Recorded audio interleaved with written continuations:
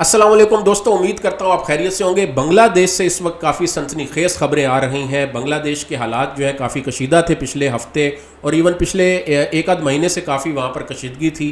کچھ طلباء کا وہاں احتجاج ہو رہا تھا، اور اب خبر یہ آ رہی ہے کہ حسینہ واجد جو ہے وہاں کی پرائم منسٹر، انہوں نے ریزائن دے دیا ہے، ان کو ریزائن دینا پڑا، اور اس وقت وہ ایئر فورس کے طیارے میں بیٹھ کر بھارت روانہ ہو گئی ہیں۔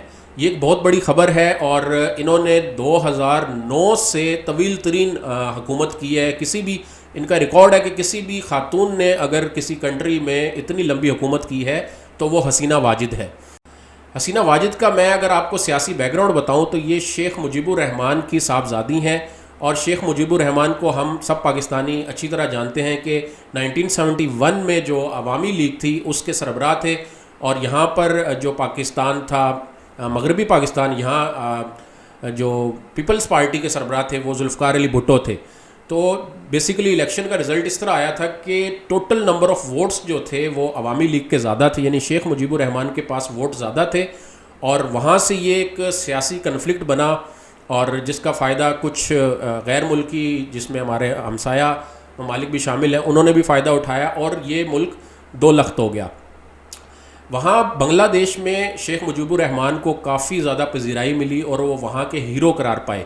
اب ہیرو قرار پانے کے بعد وہاں پر کچھ سسٹمز ایسے متعارف کرائے گئے کہ جن کے متعلق ان اسٹوڈنٹس کو جو ابھی حالیہ دنوں میں احتجاج کر رہے تھے، ان کو کافی زیادہ اس میں تحفظات تھے، اور چونکہ یہ کوٹا سسٹم کے خلاف احتجاج ہو رہا تھا۔ میں سب سے پہلے آپ کو بتاتا چلوں کہ مجیب الرحمان کے ساتھ ان کی اپنی گورنمنٹ نے کیا کیا۔ وہ فادر آف دی نیشن تو کہلائے، لیکن چند ہی سالوں میں، یعنی کہ 1971 کے بعد 1975 میں تقریباً کوئی جولائی کے مہینے میں ان کے ساتھ ایک ایسا ٹریجک حادثہ پیش آیا کہ ان کی اپنی ملٹری نے ان کے گھر جا کر ان کے اوپر اٹیک کیا، اور یہ پورے خاندان سمیت تقریباً خاندان کے تمام افراد جو ہیں گولیوں کا نشانہ بنے، اور ان کی اپنی فوج نے اس خاندان کو مٹا دیا۔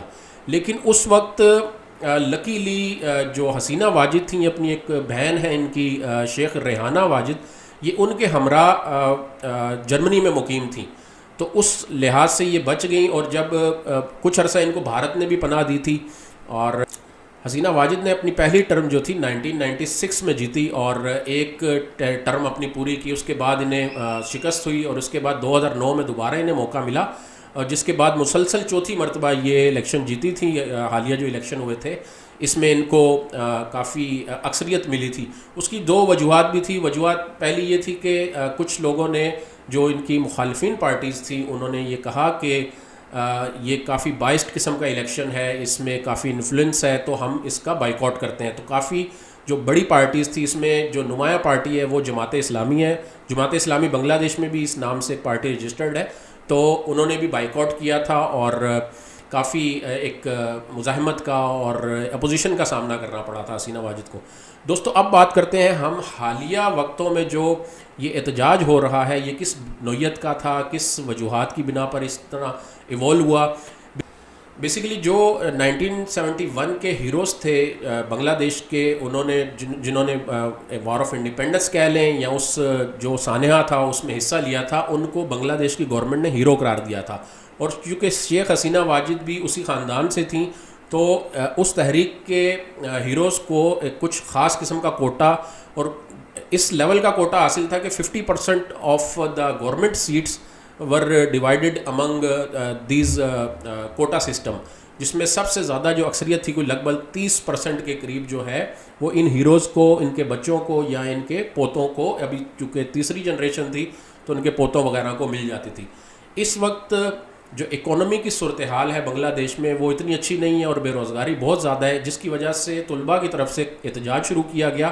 یہ احتجاج جولائی کے سٹارٹ میں بھی شروع ہوا، یہ 2018 میں بھی کچھ سٹارٹ ہوا تھا، پھر سپریم کورٹ نے اس کے اوپر کچھ احکامات جاری کیے تھے، لیکن ریسنٹلی سپریم کورٹ نے کیا کیا کہ اس آرڈر کو دوبارہ ریوائز کر کے ایک جو کوٹا سسٹم تھا اس کو بحال کر دیا، جس کی بیس پر یہ احتجاج جو ہے یہ ایک گھمبیر صورتحال اختیار کر گیا اور آؤٹ آف کنٹرول ہو گیا۔ دوستو، اس احتجاج میں تقریباً 1000 سے زیادہ لوگ جو ہیں لقمہ اجل بن چکے ہیں، اور جو گزشتہ سنڈے گزرا ہے، یعنی کہ کل، ایک خطرناک قسم کا واقعہ پیش آیا۔ طلباء کے کچھ گروپس نے پولیس کے تقریباً کوئی ایک پولیس آفس میں جا کر کوئی 29 کے قریب لوگوں کو ہلاک کر دیا. اور یہ کچھ ایسا نہیں ہے کہ اچانک یہ ایسے حالات پہنچے. اس میں کچھ غلطی میں سمجھتا ہوں کہ گورنمنٹ کی بھی ہے. گورنمنٹ نے کچھ سخت قوانین امپلیمنٹ کیے جس میں کرفیو شامل تھا, فائر ایٹ سائٹ جس کو کہتے ہیں دیکھتے ہی گولی مار دی جائے والے قوانین. اس طرح کے قوانین کی بیس پہ کافی طلباء جو ہیں وہ شہید ہوئے ہیں. اس میں کہا جاتا ہے کہ تقریباً 1500 کے قریب لوگ اس میں ہلاک ہوئے ہیں. یہ اس قدر تحریک شدت اختیار کر گئی جب طلباء نے پولیس اسٹیشن پر حملہ کیا. اس کے علاوہ شیخ حسینہ واجد کے پارٹی کے کچھ افراد جو ہیں وہ بھی اس میں مارے گئے ہیں. بنگلہ دیش میں لوگ جو ہیں اس کو ریولوشن بھی کہہ رہے ہیں, سیکنڈ ریولوشن کہہ رہے ہیں آفٹر انڈیپینڈنس, اور کافی اس میں خوشی کا اور مسرت کا اظہار کر رہے ہیں. اس وقت ڈھاکہ کی سڑکوں پر کافی جشن ہو رہا ہے اور لوگ جو ہیں بھرپور تعداد میں جمع ہوئے ہیں اور اپنی فوج کا ساتھ دے رہے ہیں.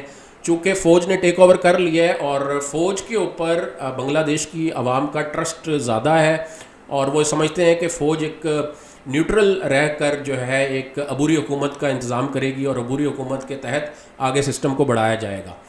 دوستو, اس واقعے سے یا اس سانحے سے as a Pakistani, as a regional people ہمیں ایک یہ سبق ملتا ہے کہ کبھی بھی ڈیموکریٹک جو سسٹم ہے اس کو ہم کبھی بھی ایسے سسٹم میں نہیں چینج کرنا چاہیے جس کو ہم ڈکٹیٹرشپ کہتے ہیں.